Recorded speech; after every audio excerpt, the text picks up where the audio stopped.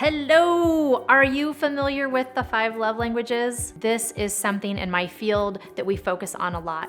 And if you can really understand it, it can be a huge bonus tool for you to understand yourself and those around you, whether it's people you work with or people in your family. Let's dive in. I remember reading the 5 love languages back when I was a teenager and being blown away by its simple yet extremely effective idea. We love others the way they experience love, not how we want to be loved. We're always taught, do unto others as you want to have done unto you, and same thing with love, but we all love slightly differently. And most people don't complain that they aren't loved, but that they don't feel loved by the people in their lives.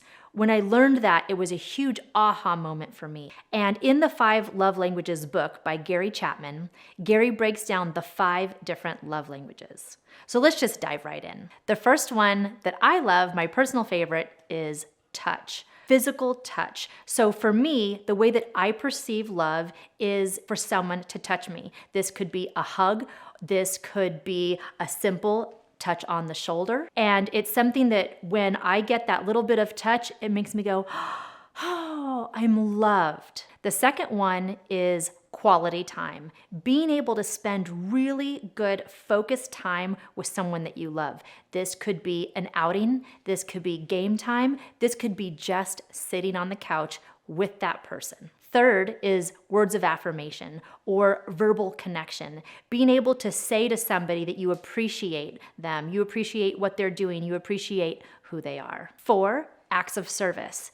Helping out. Some people want to be helpful to show you that they love you, or they want you to be helpful to them to show that you love them. And the 5th one is gifts.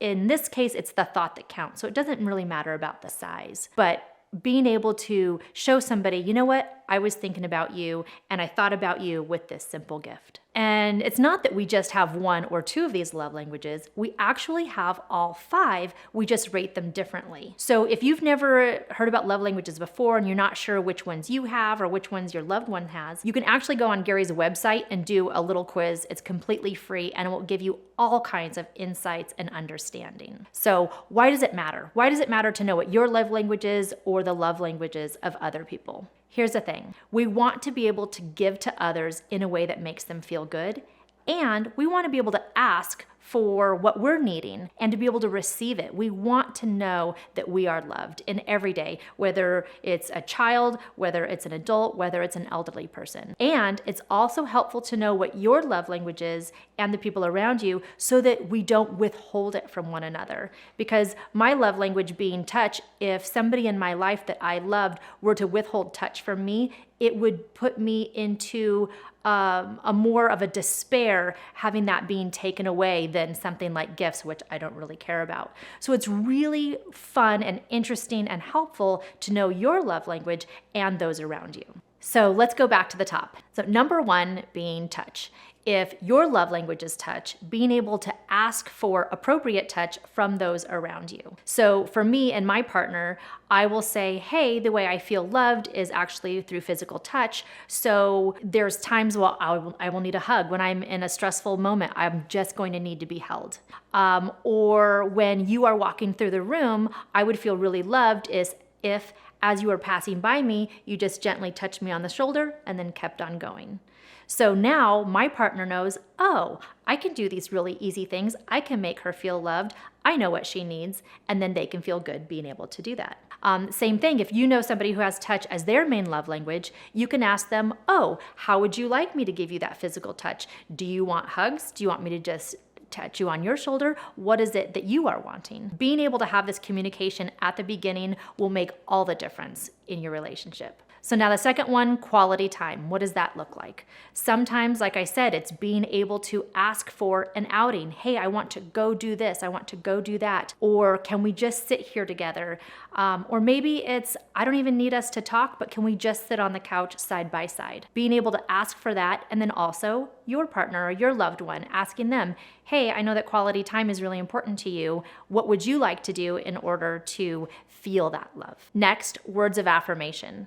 Being able to ask for those words from your loved one. So if you just did a great job on something and your loved one didn't notice, being able to say, hey, I just did this thing. I kind of need some props right now. I need a cheerleader. And being able to have your person go, oh yeah, I got you. Wow, good job. It doesn't make it any less real, but being able to ask for that to go, okay, yeah, keep it coming. Okay, now I'm good. Feels so much better than not receiving it and feeling bad for the rest of the day. Wouldn't you agree? Or if you know that somebody's love language is words of affirmation, make sure that when you notice those things, you're saying, hey, I appreciate you. I appreciate your effort. I appreciate what you did. It'll go a long way in helping them feel loved. And then you get to feel good knowing that you are loving a person the way that they perceive it. So let's go with acts of service. Acts of service is all about when I love you, I am going to do things for you.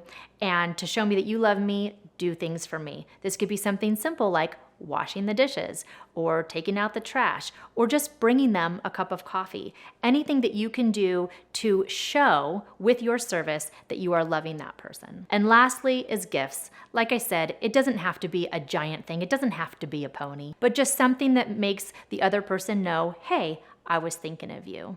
And again, it doesn't matter if this is a small child or an elderly person. We all have these love languages. We all want to be loved in the way that we perceive it. So let's go to my 6th love language, my favorite, tacos. Okay, tacos isn't actually a love language, but let's look at the love languages while we look at tacos because tacos are amazing.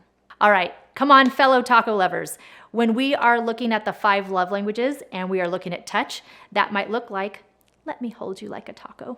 Or if your love language is quality time, it might sound like, hey, let's go out for tacos.